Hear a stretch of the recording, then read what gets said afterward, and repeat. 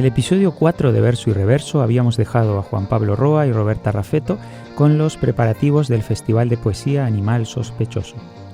Fueron 4 jornadas de mesas y recitales que se repartieron entre la Casa América de Barcelona, el espacio Living La Sala y la propia librería de Juan Pablo. Yo estuve en las 2 últimas citas, así que hoy vas a poder escuchar una pequeña degustación de lo que se vivió en aquellos días de celebración del universo sospechoso que se ha creado en torno a esta editorial y librería. Y entre una jornada y otra, Juan Pablo Roa y su compañero de lucha poética Misael Ruiz nos acercarán un poco más a la figura de Teresa Shaw, la poeta homenajeada en esta 4ª edición del festival. Pero vayamos entrando, que la gente ya se está sentando y esto está a punto de empezar.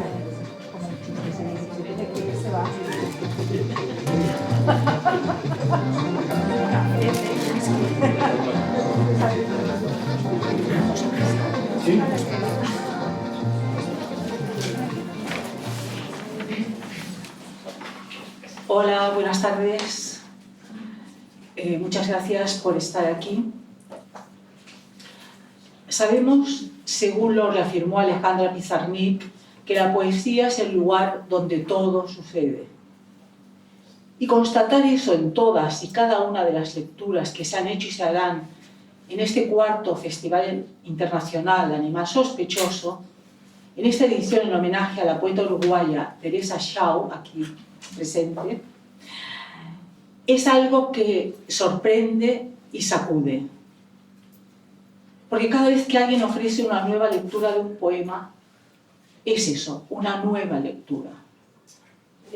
Mónica Picorell nació en Bilbao en 1970 y es autora de los libros de poesía Las otras geografías y Vida secreta de nuestros animales, que presentamos en la librería Animal Sospechoso no hace mucho. Como muchos otros y otras colegas, colabora en publicaciones periódicas y sus poemas están recogidos en la Fonoteca Española de Poesía. Con vosotros, Mónica Picorell.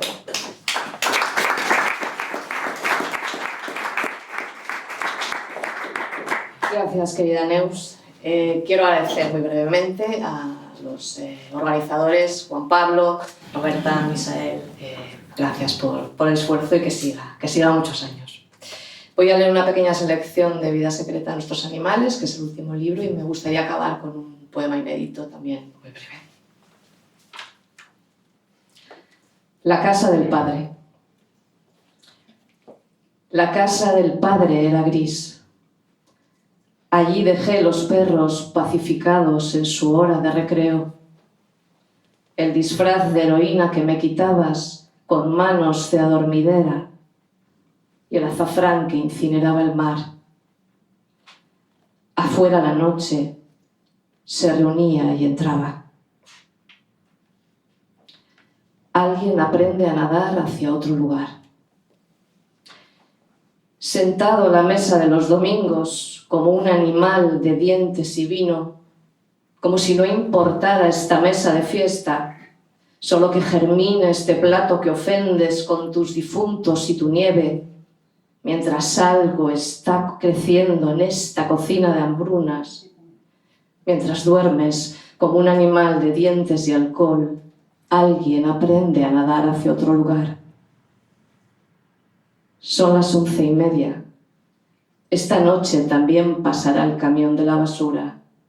Hay que tirar los restos de la vajilla. Algo en la cocina huele diferente, algo ajeno a tus difuntos y tu nieve.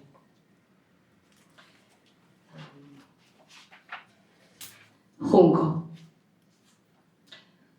Hablemos del padre, de sus pasos ardiendo la casa, de la granada que respiraba bajo la mesa del comedor, de la niña sobre una rayuela circular, de la mujer que camina la noche, doblegándose lo justo, lo estrictamente necesario. Voy a leer Diente de León. Sueño que soy verano, que poco a poco voy quedándome ciega, que no importa porque la noche crece y se amontona, y somos el mismo animal. Sueño con lobos diligentes susurrando el juego del oso y el cazador, con un hombre de nieve que observa mi diminuta presencia caminando a tientas por los pasos de cebra. Sueño que mi boca es la estrategia del vacío, mientras llevo el corazón de un tigre en la mano como quien lleva un diente de león al huracán. Y acabo con el... Voy a acabar con un inédito muy cortito, es un libro que ya está, bueno, está inédito todavía, tiene su título, pero prefiero no. Y voy a abrir el poema con unos versos de Teresa Shaw que dicen así: un hilo cercaba el mundo y a nuestro alrededor ya todo era mortal. El poema no tiene título. Me pregunto dónde nieva ahora, en qué parte la nieve ha parado la vida, quién estará abriendo un camino para volver a casa, quién se esfuerza por un campo de piedra. Un pájaro negro respira su extrañeza, no hay canto. La nieve permanece atenta a cualquier muestra de vida. En algún sitio, como un segundo corazón, crece un fuego que explica el mundo. Afuera la nieve calcula la medida justa de cada cosa. Gracias.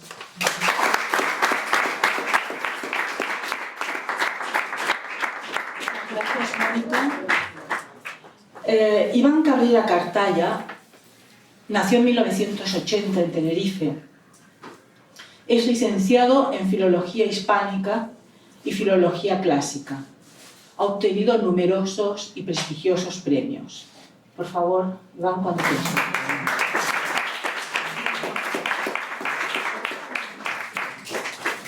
Bueno, yo voy a leer, me apetece más leer poemas inéditos, aún no publicados, que yo siempre escribo en cuadernos a mano, que leer poemas que ya tengo publicados. Este se llama Salmos desconocidos hallados por azar. Hay algunos que cuando viajamos entramos en los templos para escuchar plegarias, condolencias y ruegos, para sentir la gracia de la fe entre orquídeas enfermizas, pero también la gracia de los que no creen. Hay algunos que vemos cómo emigran las mariposas justo antes de morir y sentimos el peso de ese aire saturado de agonía. Algunos hay que subimos en sueños laderas y montañas y al atardecer nos sentamos a la orilla de estanques donde anida la niebla. Antes oímos voces que cruzan los caminos desiertos. Antes testifican por nosotros el mirlo y la cigarra y vemos mansos animales entrando en los establos. En ese instante no pensamos que esas cosas sean hermosas o tristes, pero volvemos cada noche bajo una lluvia roja entre los árboles muertos. Algunos, cuando viajamos, entramos en los templos y en los baños árabes, entramos en los balnearios como en el jardín del Génesis, con la nostalgia de óxido de viejos clientes desaparecidos. Muchas veces pensamos en Edipo, en Lear, en Hamlet o en Shylock. No dudamos de que tenemos alma. Aislados en el vientre del amor, no dudamos de la belleza de los balnearios abandonados, ni de las piedras con frases de Epicuro. Volvemos a los templos mientras se escucha, por sus heridas fuimos sanados. Oímos el rumor de un río invisible en el vaho espeso.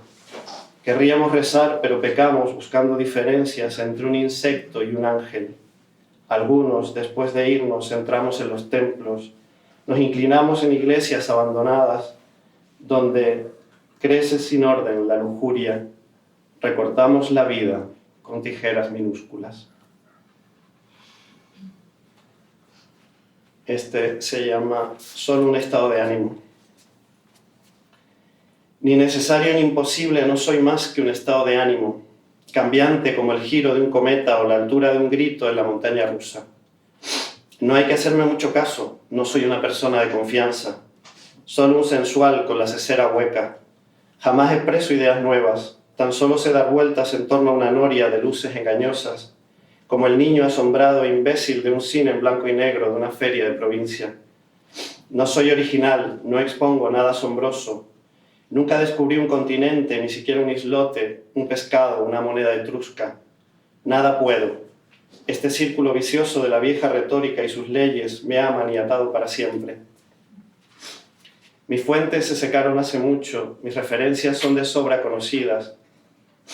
Mis creencias provocan solo una triste sonrisa paternal en los más avanzados de la clase. ¿Cómo puedo, con mi corteza cerebral, comprender alguna cosa? ¿Cómo puedo preocuparme del cielo en esta ciénaga? Todo lo que aprendí con gran esfuerzo ha sido superado como poco desde hace, holgadamente, media hora. Las metonimias me desgarran, los adjetivos me matan, los símiles me ponen una máscara, los oxímoros me confunden, las metáforas me ciegan. Y así ando, a tientas en el lodo, cayendo desde un encabalgamiento hasta una anáfora. Nada puedo, no soy, no hay trucos que merezca la pena descifrar entre estas palabras, que no contienen grandes, novedosas ideas sobre el universo, ni aportan un sentido que se pasó por alto acerca de la vida, el pensamiento, la religión, la fotosíntesis, la política, la filosofía, la historia o la iguana que toma sol indiferente en las Galápagos. Muchas gracias.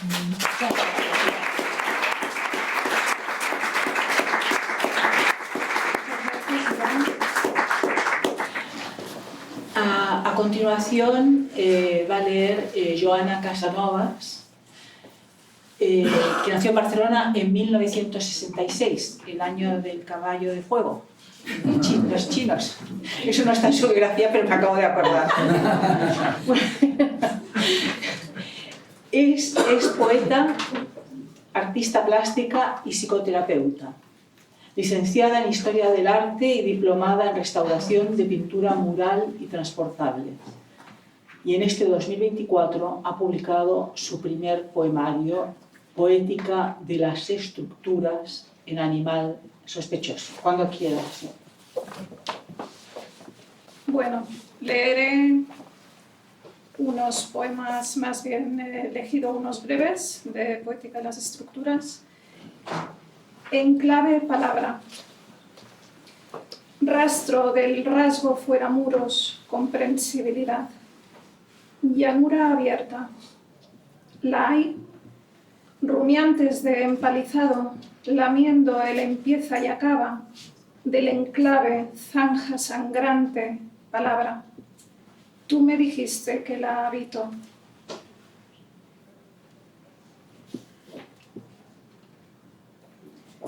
Remansa, no remansa. Cimbrea la pulsión en el abrevadero nocturno. Una fría luz llovida de las cumbres fondea en la pupila de la tierra. Rugiente magnanimidad del paisaje por un capricho sensual. Dormitan los predadores en el comedero bestial. Remansa, no remansa. La hazaña imprevisible del hombre para el hombre.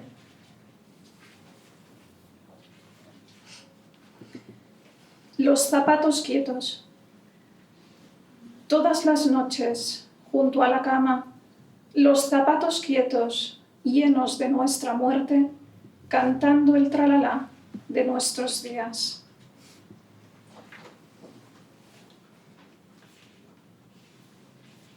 Piedras. Perdonad que tengo la voz. ¿Un poquito de agua? No, es igual, no te preocupes. Piedras. Hablemos de lo ligero y lo grávido. Piedras en el cesto, levántalo. Así hablan los esforzados. Pero la poza infame, ¿de quién es? No concedo un segundo a los diálogos ciegos. Piedras en el regazo, levántate. Muchas gracias.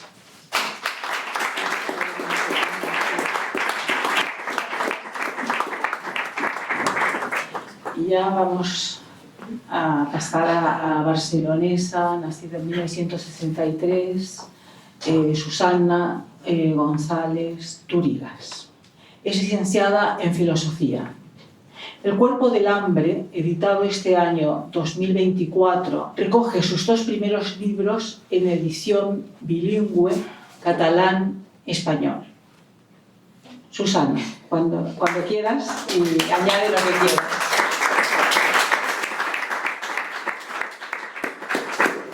Buenas tardes, benvinguts. Buenas tardes, bienvenidos. Alguno leeré en castellano, o sea, los leeré todos en castellano y alguno lo leeré también en catalán para que podáis contrastar, ¿no? Ver el contraste de las dos lenguas. Interrogas lo extraño hasta hacerlo consciente. Por caminos de tierra codicias lastre y botín. Calzas el humo del cáñamo. No eres sino el deseo que acaricia un fantasma, el cuerpo del hambre. Interrogues l'estrany fins a fer-ne consciència. Per camins de terra coveges llast i botí. Calces el fum del cànem. No ets sinó el desig que carona un espectre, el cos de la fam. Raval.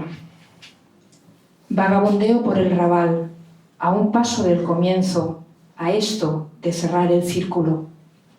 Sucio y oscuro el callejón que riegan a deshoras, no limpian el vacío y se ennegrecen las fachadas.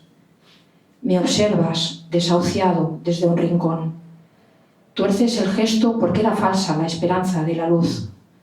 Justo cuando querías retroceder a un salto del principio, a esto de regresar, nada permanece.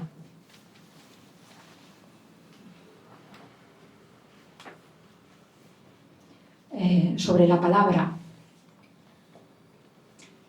Se viste como los actores, piel sobre piel al saberse acompañada, comezón, cristal insinuado en el óxido y la sal, recita el texto, savia o signo del camino elegido, pero cada caricia es filo de katana y el desgarro tan sutil.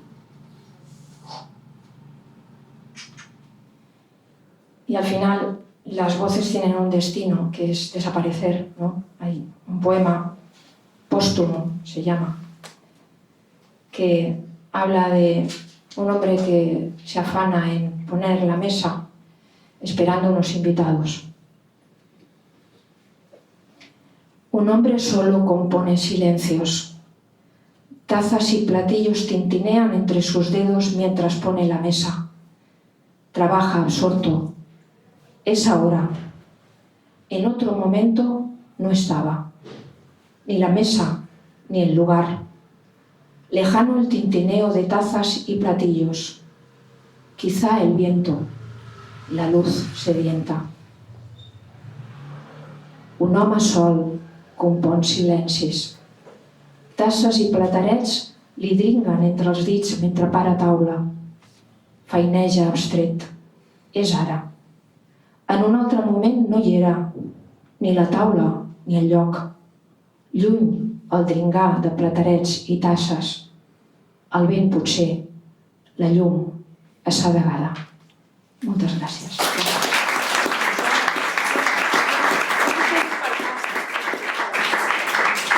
Pues muchísimas gracias. Estáis invitados a la librería a tomar un refrigerio. Pero yo creo que antes si alguien quiere hacer. Pero si alguien quiere preguntar alguna cosa, sobre todo, sí. sobre todo porque ahora está lloviendo. Está lloviendo.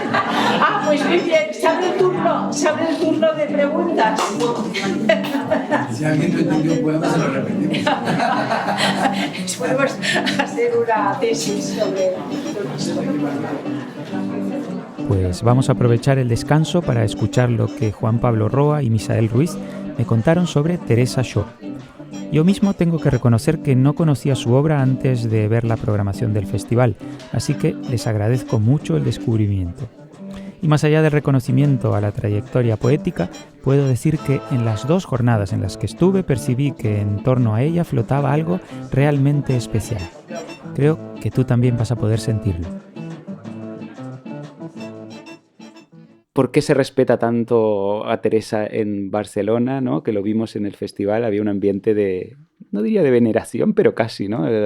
Se sentía mucho cariño hacia ella, ¿no? Pues es algo que yo no tengo la explicación, pero sí que lo es, y es que Teresa, que es una poeta nacida en el 51, ella cada vez que hace un recital vienen poetas de 40 para abajo a escucharla, a leer su poesía. Y ella es de las pocas privilegiadas que mantiene un puente de contacto con la gente joven, porque si algo caracteriza hoy el mundo de la poesía es que son como dos tribus sordas. Ninguna de las dos mira a la otra. Y Teresa tiene ese privilegio. Entonces, tampoco es la extranjería, porque ya alguna vez antes del festival yo le pregunté que después de 40 años, si se podía decir todavía que era exiliada. Y dice, no, ¿qué importa? Ya eso ya hace parte de la vida. Yo soy una poeta de Barcelona. Y ese es, digamos, lo que yo puedo decirte de por qué la siguen aquí. Y es porque Teresa Shaw se ha ganado el gentilicio de barcelonesa. Bueno, yo creo que hay dos aspectos. Hay uno es el aspecto el que se percibe, ¿no? En un festival en directo, que es el humano, el personal, que en su caso coincide, podría no ser así, y teniendo calidad literaria, el hecho de que hay una... Yo creo que igual, sobre todo, es una falta de impostación. Uh-huh. Y eso, pues bueno, se supone, o en poesía, eso, es decir, no vale la simple sinceridad. La sinceridad puede ser muy mala poesía, pero al mismo tiempo es cierto, es necesaria una cierta sinceridad dentro de la retórica, si se quiere, poética. Y ella la tiene, ¿no? Y como persona, es una persona muy agradable y muy abierta y que no se impone ningún sentido. Y su poesía es un poco igual. Es alguien que está hablando realmente de su reflexión y sus, no ya solo sentimientos, sino de la reflexión sobre el hecho de estar vivo, en un lenguaje que es muy sencillo y directo, sin pretender ser sencillo y directo. Sencillamente uno percibe que alguien está hablando y está diciendo lo que piensa, y que lo que piensa, sin necesidad de ser, que es profundo, es decir, no hay nada de amanerado en ello. Uh-huh. Yo creo una especie de naturalidad. Sí, yo creo que sí. Yo leyendo sus poemas, de alguna manera me transmiten más entre líneas, ¿no? Lo que no dicen que lo que dicen, ¿no? Porque te pinta un panorama, una imagen, ¿no? Pero una imagen muy particular, fácil de entender, pero que te deja pensando, ¿no? Tiene un trasfondo, sí. De hecho, el último libro, Todo será tan solo palabras, yo lo considero un libro que entra en la maestría, en el sentido de que esa naturalidad de la que estamos hablando hace que se despreocupe del libro y escribe poema tras poema como quien quiere volver a intentar una segunda oportunidad de escribir aquello que tal vez no alcanzó a decir en ese libro, en ese poema. Y eso hace que el libro, todos los poemas y las partes de las que está constituido el libro, goce como de una naturalidad y de una especie de diálogo entre un poema y el otro. Porque no alcanza a citarse exactamente, pero hay como una casi parodia, y hay como ese intento, es entregarse al libro, al poema, a la palabra. De hecho, eso es lo que nos llama la atención, que este libro tan delicado y tan centrado en la palabra lleve por título Todo será tan solo palabras, que eso es como si fuera el deseo último de cualquier poeta o cualquier escritor o escritora, que es ser palabra, dejar todos los accidentes por fuera. Además, no es un libro en el que exponga ningún tipo de tesis, sino que al revés hay una tensión constante, porque por un lado el mundo aparece a través de la palabra y sin la palabra no hay mundo, pero al mismo tiempo ese mundo se desvanece y la palabra se desvanece frente al poema. O sea, el poema concita al mundo y al mismo tiempo el mundo no está nunca ahí. Es decir, ese conflicto, ¿no? De vas a apropiarte de algo, pero al mismo tiempo ese algo es una especie de fantasma. Entonces, por eso, de hecho, se llama Todo sea tan solo palabras, y creo que el último verso del libro dice que no sea todo tan solo palabras. Sí, incluso dentro de lo que es el libro hay esa tensión, contradicción, bueno, entre esa especie de trascendencia, inmanencia o paradojas. Y vosotros habéis editado sus últimos 3 libros, ¿no? Sí, la idea es que publicaremos su poesía reunida. Ya, digamos, es la categoría en la que está Teresa, Pero de este libro yo quería apuntar algo, digamos, personal que trasciende lo personal y se vuelve escritora. Y es que ella tiene su familia en Uruguay y en uno de sus últimos viajes, ella se quedó más de la cuenta, se quedó como 3 meses. Y el hermano de sorpresa le regaló, ellos tenían una estancia, una hacienda allí en Uruguay, en el campo, obviamente caballos. Y lo que hizo el hermano es que convirtió, no me acuerdo si era uno de los establos o la habitación del palafrenero, en un estudio con 3 muros y una ventana que daba al paisaje. Como Teresa es la persona que es el escritor que es, ella pasó 3 meses mirando el paisaje de su infancia.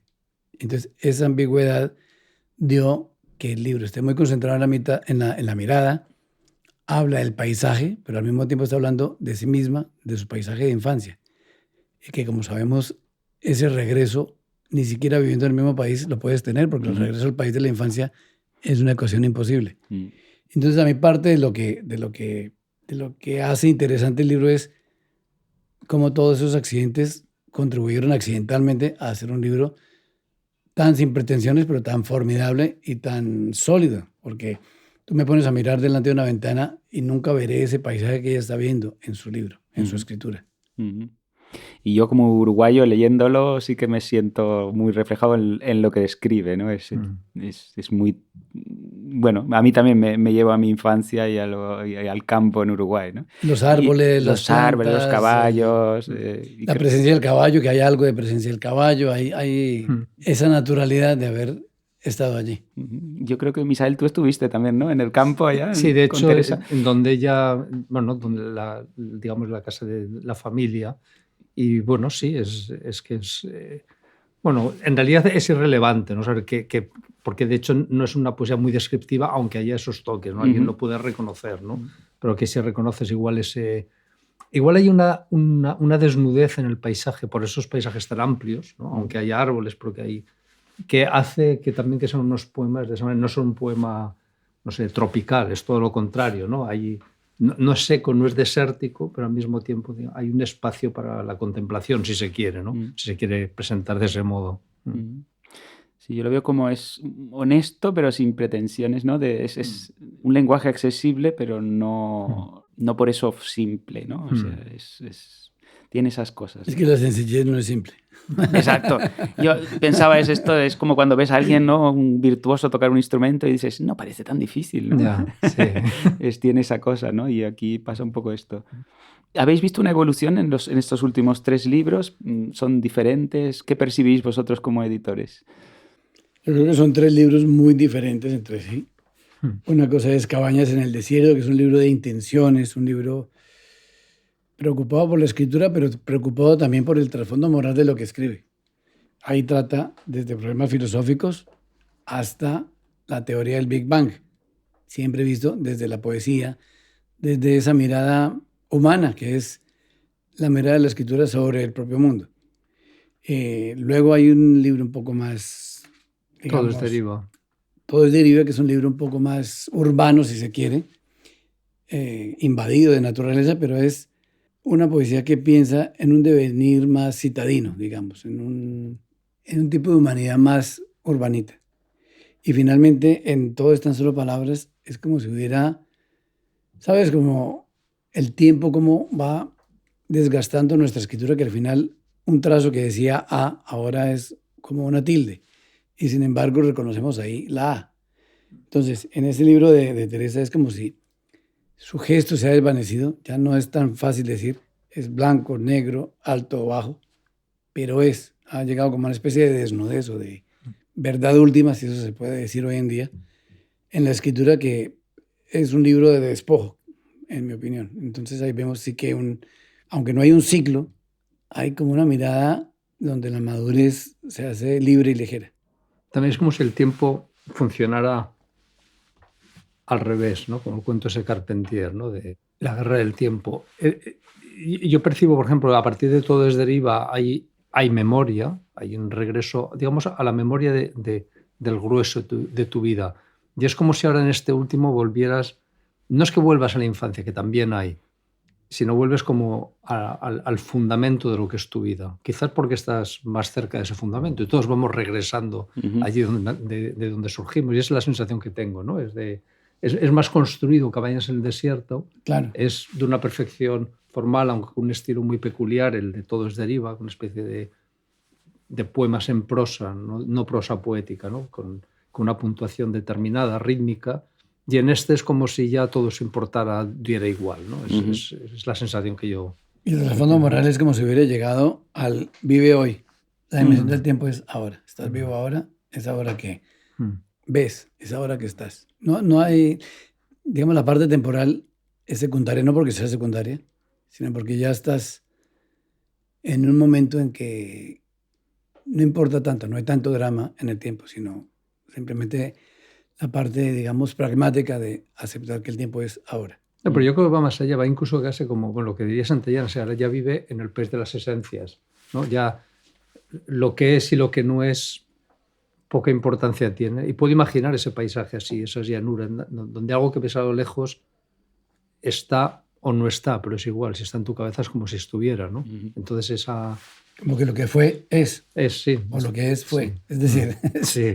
De hecho, tiene un poema a su madre en este último libro que tengo aquí, en el que yo creo que eso se refleja, ¿no? Proyectado en ella, ¿no? Claro, es un poema en el que el tú no se sabe si es ella, si es la madre, si es una hija. Sí, todos hay somos una ambigüedad en que, como si todos, antes o después, seremos la misma máscara. Sí. ¿Por qué no lo lees? Sí.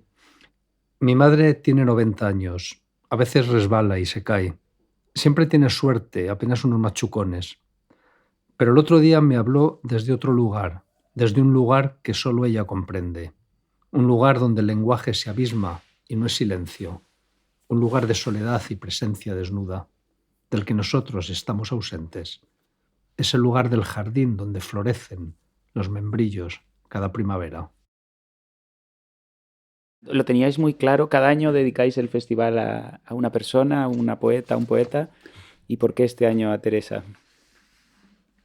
Bueno, Teresa, digamos, habíamos planeado que el homenaje fuese el año entrante, pero con el libro pensamos que era mejor adelantar el homenaje y aprovechar que era con la publicación de este libro, que ella nos había sorprendido y nos había hecho pensar que si no era ella, no era nadie el homenajeado del festival. Y todo lo que hemos hablado y la coincidencia con el título nos pareció muy acertado, que el festival estuviera dedicado a eso que es Todo será tan solo palabras. Y eso te lo pongo en relación, para no extenderme mucho, con el año en que vino Nuno Giudice y su libro Cómo se escribe el poema fue el homenaje y fue el libro presentado para esa ocasión. ¿Por qué? Porque de alguna manera los festivales de poesía de Animal Sospechoso se caracterizan porque celebran la escritura, celebran ese espacio íntimo del escritor donde es él con su papel. No importa, digamos, tanto la espectacularidad cuanto una intención de pensar en la estética o en el desarrollo de una escritura. Y por último, lo que hablábamos de lo querida que es Teresa.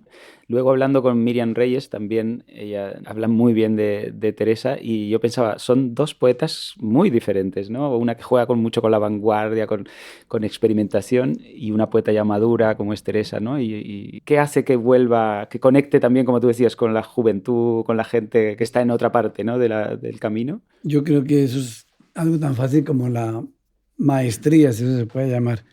Y eso me lleva a Ida Vitale, que es otra poeta uruguaya, que ha venido en dos ocasiones, en varias ocasiones de España, pero a Animal Sospechoso, ha venido a visitar la editorial y la librería en dos ocasiones. Y en la última de ellas, que estábamos preparando la presentación, Teresa nos pidió si ella podía participar en la presentación. Pero eso lo hizo con déjame hablar con todas las comillas del mundo, con una candidez que es como el joven artista que quiere ir a reconocer al maestro.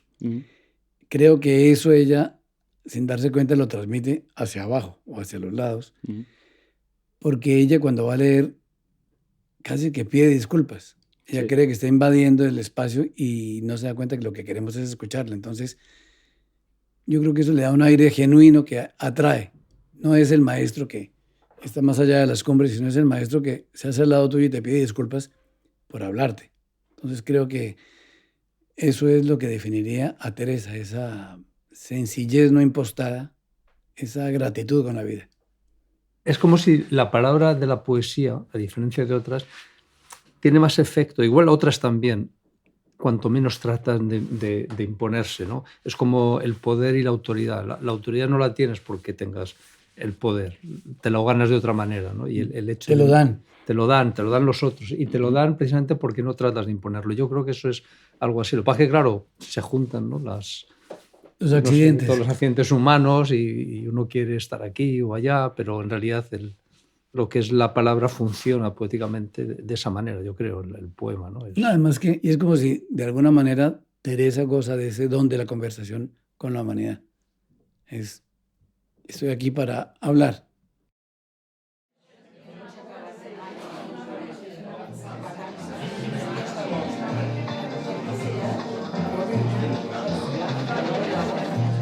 Y así llegamos a la jornada de clausura, en la que la propia Teresa Shaw recitó una breve selección de sus poemas para cerrar una ronda de lecturas de otros participantes en el homenaje. Te dejo en compañía de poetas para que paladees los últimos momentos de esta edición del festival. Pero ya sabes, si te has quedado con ganas de seguir, el próximo septiembre te esperan en Animal Sospechoso con más poesía.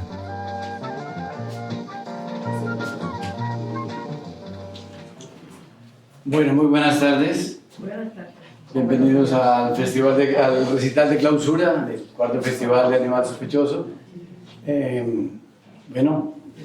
Gracias por la asistencia tan numerosa todos los días.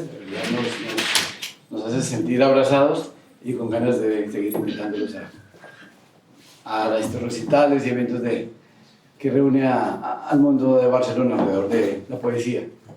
Para el recital de clausura se han sumado al homenaje a Teresa Shaw poetas o que no han venido, no han podido venir, o que durante estos días se han animado a enviar algún texto a Teresa o al público para referirse a Teresa. Entonces ya lo leeremos hoy, que es el recital de clausura, donde cada poeta leerá uno de los poemas de su repertorio.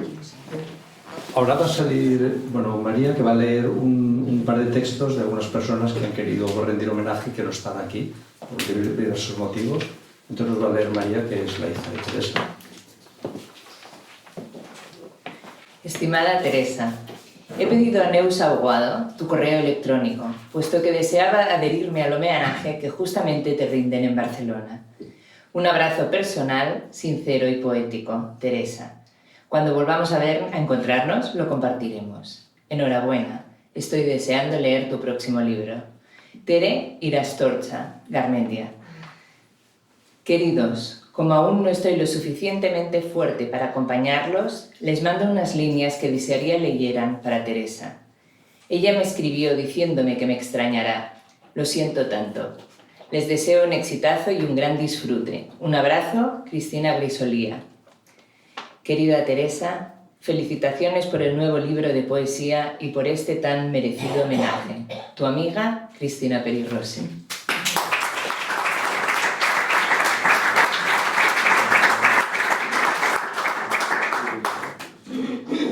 Y bueno, esta mañana Charo Tebar, una poeta también aquí de Barcelona, envió un texto para Teresa y lo vamos a leer recién impreso en la pantalla. Leyendo un poema de Teresa Shaw, Charo Tebar. Leyendo el poema de Teresa Shaw, esta mañana he subido el pequeño cerro. Me parece ver el poder que puede tener un poeta. En este poema aparentemente no pasa nada. La poeta pasea, sube a un cerro y observa la ciudad desde lo alto. Piensa en las vidas que la habitan mientras contempla la ciudad y el mar como algo lejano. Pero el tiempo se ha detenido. La vida se ha detenido para observarla, para sentirla, para ser consciente de ella, para descubrir que hay pájaros y bosque en esa ciudad. Y eso es lo que creo debe hacer un poeta. Descubrir que existimos, que no podemos olvidarnos de estar aquí con nosotros mismos, cuando tantas veces lo olvidamos. Hacernos conscientes de que somos belleza que nos rodea. Nosotros, lectores, nos detenemos con ella. Nos sentamos a su lado en la roca a escuchar. Desde allí observamos la vida con ella, la que es también nuestra sin que lo supiéramos. Oímos el canto de los pájaros. Y cuando la voz poética emprende el regreso y el poema se acaba, regresamos con ella de ese viaje interior. Volvemos a nuestra ciudad con su tráfico incesante, a su vacío y a nuestra vida inconsciente, pero con el corazón un poco más pleno, gracias a este bello poema. Es lo que debemos agradecer a los verdaderos poetas. Así resistimos. Charo te va.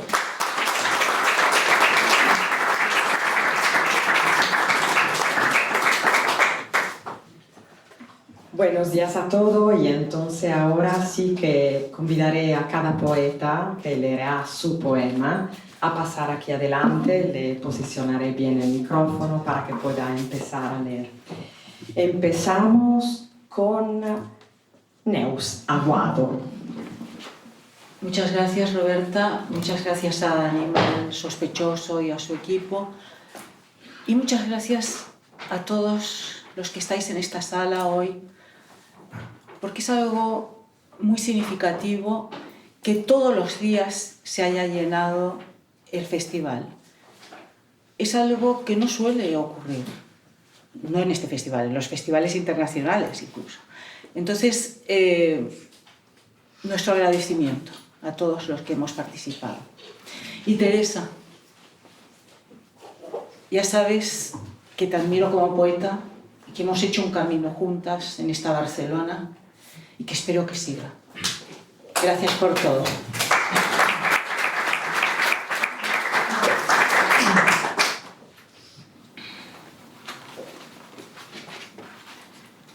Sed de mis ojos, fluido que engarza el deseo con el misterio.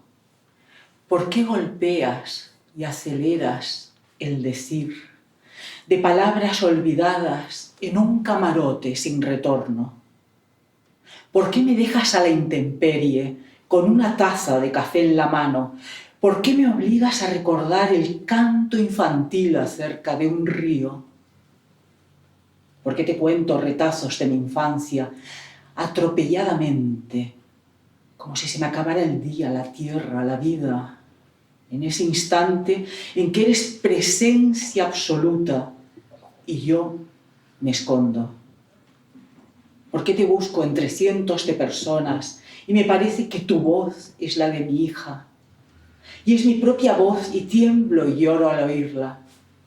Y no poder contestarte y no poder explicarte es la voz de mi intimidad más estricta, del ámbito más cercano a la locura, del desgarramiento de generaciones en el potro de dolor. Eres mi voz, mi vigilancia, el deseo de sol. Eres el mar que vi 16 días seguidos. Eres la madeja amarilla que intento desmadejar. Gracias.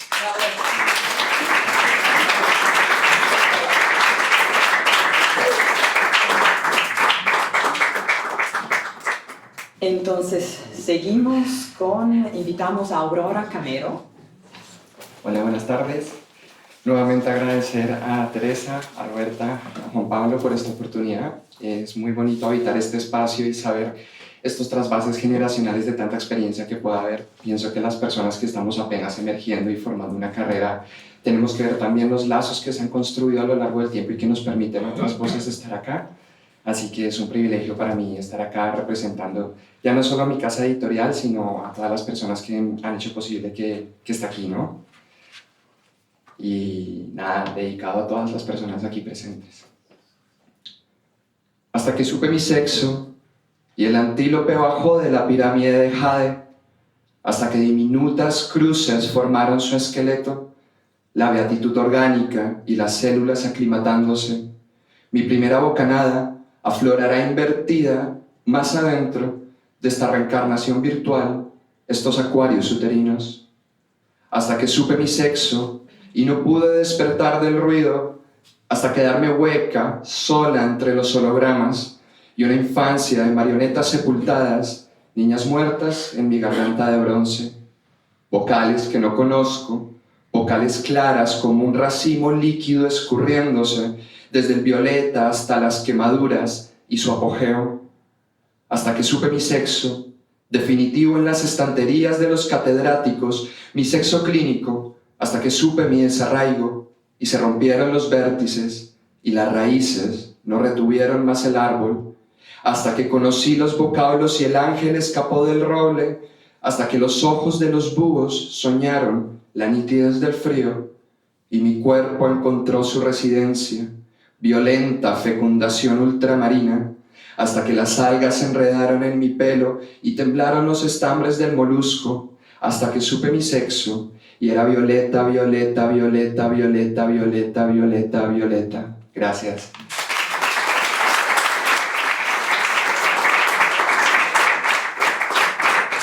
Y ahora vamos a escuchar a Milton Santiago.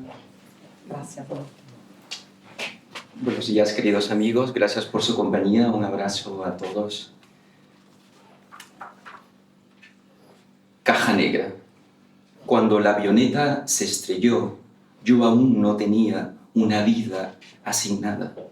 Era tan solo el brillo de un montón de ideas de mi abuelo, amontonadas como nieve fresca.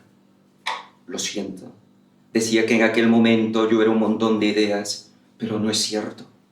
A pesar de no existir, recuerdo el brillo del cuchillo cortando el cordón que me unía a mi madre y que solamente sirvió para que sus fantasmas no fueran mis fantasmas.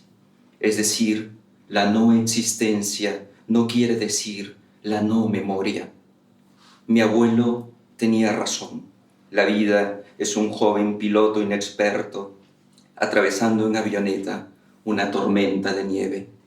Cuando lo entendí, pasé de ser un montón de inexistencia a ser un animal vertebrado, como lo era Richie Valens, a quien apenas le habían salido las plumas cuando murió, cuando morimos. La noche del accidente, Richie ganó un asiento en la avioneta estrellada apostando a cara o cruz con otro músico que no quiere aparecer en este poema, y lo entiendo. Tampoco yo quisiera aparecer en este poema. ¿Qué habría sido de la vida de mi madre si mi madre hubiera sido un montón de ideas y no la última estrella que vio Richie Valens antes de estrellarse? ¿Qué habría sido de mi vida si hubiera sido mía y no una avioneta estrellada en la memoria de mi abuelo? Gracias.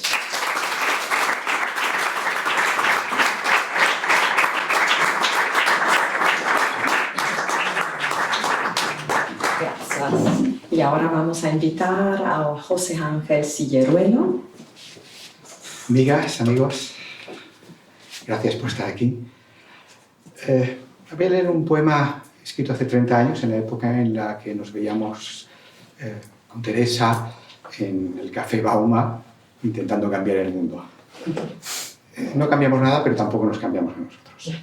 Este poema está escrito en aquella época, hace exactamente ahora 30 años, pero no estaba escrito de lo que pensaba antes, sino que me imaginaba lo que pensaría cuando tuviese 30 años más. Ahora ya los tengo y creo que me equivocaba. Balada de Coney Island. Cuando cae la tarde y los bañistas abandonan el lugar tras un sábado de playa, vestidos solo a medias y la toalla al hombro, las gaviotas, en grandes grupos, se reparten la arena, invitando quizá a quienes ya se aprietan sobre los andenes camino de la ciudad.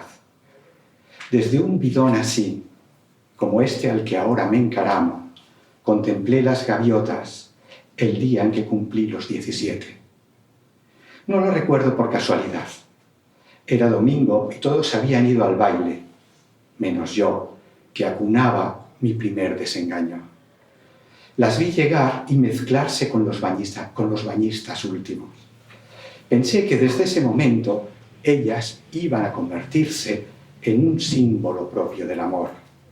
Admiré su plumaje blanco y puro, la soberbia quietud y elegancia del vuelo, y encontré reflejadas sobre el gris de sus alas las cenizas de un día calcinado.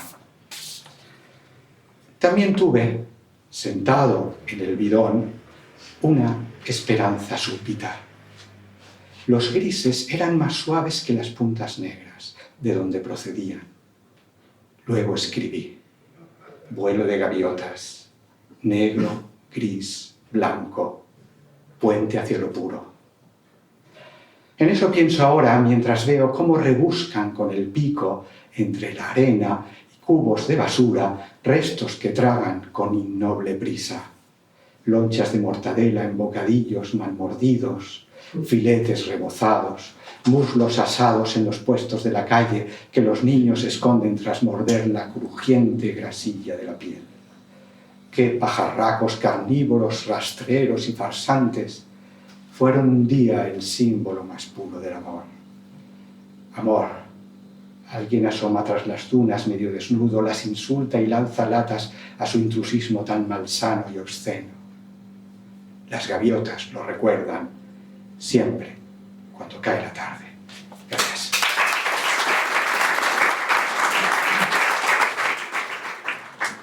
Y ahora tenemos a Misael. Bueno, yo quería leer un poema que no es para Teresa, sino que es con Teresa. Teresa está dentro. Hará como 2 años, normalmente no explico los poemas, pero creo que en este caso procede hacerlo, ¿no? Hice un viaje y estuve con ella donde pasó la infancia, en el campo. Y bueno, aunque a mí me sorprendió, y a vosotros supongo que os sorprenderá, porque es otro mundo, pero bueno, sube un caballo y es otra persona, es una persona con el caballo. De hecho, me contó que de niña hacía los deberes encima del caballo. No es como montar aquí a caballo, sino que es parte del paisaje, está lleno de caballos. ¿No? O sea, allí se trabajaba con vacas, etc. Y también en ñandús, que es un animal que, bueno, suena, no lo introduje en el poema porque me resultaba muy exótico. Pero entonces hubo un día en que salimos a caballo. Yo había montado algo de joven, pero vamos, no soy un gran jinete. Es de las pocas cosas que no hago muy bien, pero bueno, eso no. El caso es que después de un rato y tal, son unos caballos magníficos, bueno, es que no hay que hacer nada para ir por el campo. Estuvimos como 3 horas cabalgando, no así, pero bueno, más despacio. Y en un momento dado llegamos pues, a un sitio donde había un chopo enorme y cuando nos estábamos acercando salieron... Esto no habría que... ¿Lo cuento o no lo cuento? Cuenta. Lo cuento, bueno. En ese momento salieron 5 ñandús, ¿no? que son como avestruces allí, ¿no? Y entonces estuve como casi 2 meses allí en Uruguay y en todos esos meses, bueno, no iba con ningún propósito de escribir, pero el caso es que escribí nada más que 2 poemas breves y un poema fue este con el que estuve dándole vueltas y vueltas y vueltas, ¿no? Lo que dice mucho de la productividad de algunos poetas. Y entonces, bueno, este es el poema que todavía está inédito y en donde, bueno, estamos Teresa y yo y los caballos. Salieron corriendo de entre los chopos. Nos acercamos hasta el río. El viento, las espigas, el murmullo de los caballos quietos, su respiración, el crujido del cuero.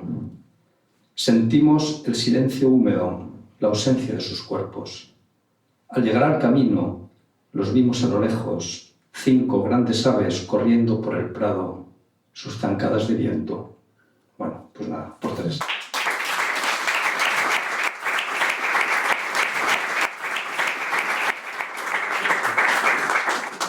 Y ahora sí, Teresa nos leerá 3 poemas. Si quiere más, pero habíamos decidido 3. Si quieres leer uno más, por supuesto. A ver. Sucede en el poema que el poeta al escribir quisiera no decir, que las palabras solas cayeran en el verso. Quisiera el poeta en el poema librarse del lenguaje, de su incapacidad de nombrar. Y como una paloma quisiera volar ligero y libre en el espacio vacío. Pero son las palabras lo que el aire a la paloma. Sin ellas no puede avanzar ni sostener el vuelo.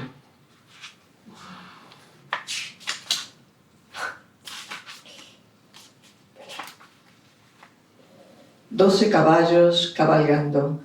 Eran 12 los caballos en el campo soñando. Y eran 12 jinetes que soñaban atravesando el campo.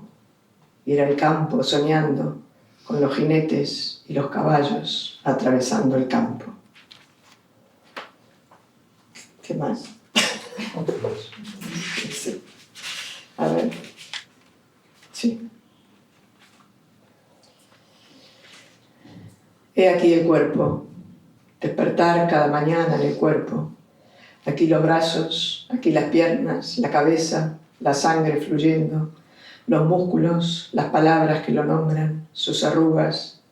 Es esta la tumba, la torre, el hueco, la raíz que muda, el prodigio, la fuente, el centro del universo. Y ahora voy a leer otro que, para decirte tierra, para nombrarte cuerpo, para mirarte a los ojos, niña, junto a la última sombra pasa.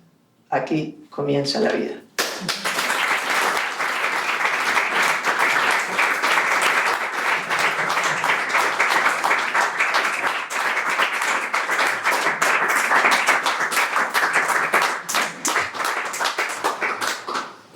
Bueno, como dice la canción de salsa, todo tiene su final. Teresa, muchísimas gracias. Y para cerrar esta cuarta versión del Festival de Poesía, solo quiero a todos desearnos, y a los poetas, un eslogan que terminó siendo el último verso del libro de Teresa, que dice que nuestro canto no sea tan solo palabras. Así que